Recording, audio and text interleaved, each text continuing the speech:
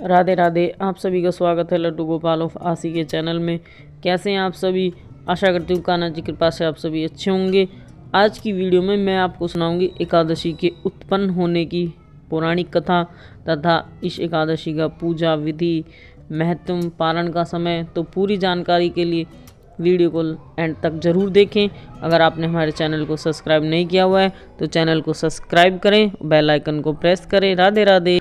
माघशीर्ष मास यानी कि अगहन मास की कृष्ण पक्ष की एकादशी का नाम उत्पन्ना एकादशी है। ऐसी मान्यता है कि उत्पन्ना एकादशी का व्रत करने से मनुष्य के पिछले जन्म के पाप भी नष्ट हो जाते हैं। उत्पन्ना एकादशी के प्रभाव से मनुष्य को संतान सुख, आरोग्य और जन्म मरण के बंधन से मुक्ति मिलती है। इस बार उत्पन्ना एकादशी का व्रत 20 नवंबर को रखा जाएगा। आइए आपको इसका महत्व, पूजन विधि और मुहूर्त के बारे में बताते हैं। पूरे साल में 24 एकादशी की व्रत पड़ते हैं। सभी एकादशियों के नाम और महत्व भी अलग अलग हैं। आमतौर पर जब किसी को एकादशी का व्रत रखना होता है तो वे किसी भी शुक्ल पक्ष की एकादशी से इस व्रत की शुरुआत कर देते हैं, लेकिन वास्तव में एकादशी के व्रत की शुरुआत उत्पन्ना एकादशी से करनी चाहिए। इसे ही पहला एकादशी माना जाता है। चलिए तो बात करते हैं मुहूर्त की। माघशीर्ष के कृष्ण पक्ष की एकादशी तिथि 19 नवंबर को सुबह 10:29 से लेकर 20 नवंबर को सुबह 10:41 तक रहेगी, जबकि एकादशी का व्रत का पारण 21 नवंबर को सुबह 6:40 से लेकर सुबह 8:47 तक रहेगा। क्यों खास है उत्पन्न एकादशी, इस बारे में बात करेंगे। अब व्रतों में सर्वाधिक महत्वपूर्ण व्रत एकादशी का होता है। एकादशी के नियमित व्रत रखने वाले से मन की चंचलता समाप्त हो जाती है, धन और आरोग्य की प्राप्ति होती है, हार्मोन की समस्या भी ठीक होती है तथा मनोरोग दूर होते हैं। उत्पन्ना एकादशी का व्रत आरोग्य, संतान सुख प्राप्ति व मोक्ष के लिए किया जाने वाला व्रत है। ये व्रत हर प्रकार के मानसिक समस्या को दूर करता है। उत्पन्ना एकादशी की पूजा विधि। एकादशी के दिन ब्रह्म मुहूर्त में उठकर सबसे पहले व्रत का संकल्प ले, नित्य क्रियाओं से निवृत्त होने के बाद भगवान की पूजा करें तथा कथा सुने।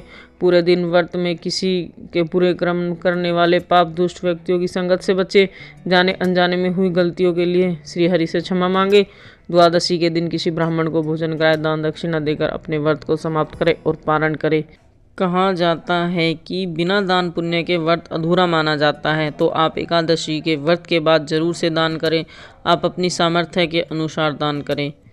एकादशी के कुछ खास नियम होते हैं। जो व्रत कर रहे हैं वो तो विशेष ध्यान रखें, और जो व्रत नहीं कर रहे हैं वो भी इन नियमों का ध्यान रखें।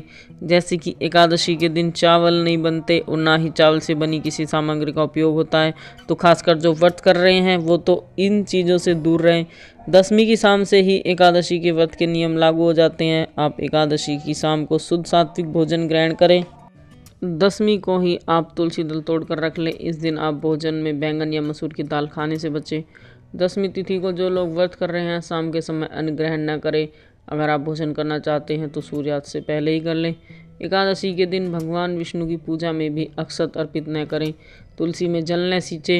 एकादशी के दिन सुबह शाम आप तुलसी जी की पूजन अवश्य करें और दीपक जलाएं। इस एकादशी पर आप भगवान विष्णु के परम प्रिय फल आंवले का भोग लगाएं तथा प्रसाद में ग्रहण करें और दान करें। जो लोग व्रत नहीं करते हैं, एकादशी के दिन भगवान की सच्चे मन से पूजा करते हैं, कथा सुनते हैं, उन पर भी भगवान विष्णु की विशेष कृपा होती है। एकादशी की कथा आपको हमारे चैनल पर अगली वीडियो में मिल जाएंगी, तो आप ज़रूर सुने। अब हम सुनेंगे एकादशी के उत्पन्न होने की कथा।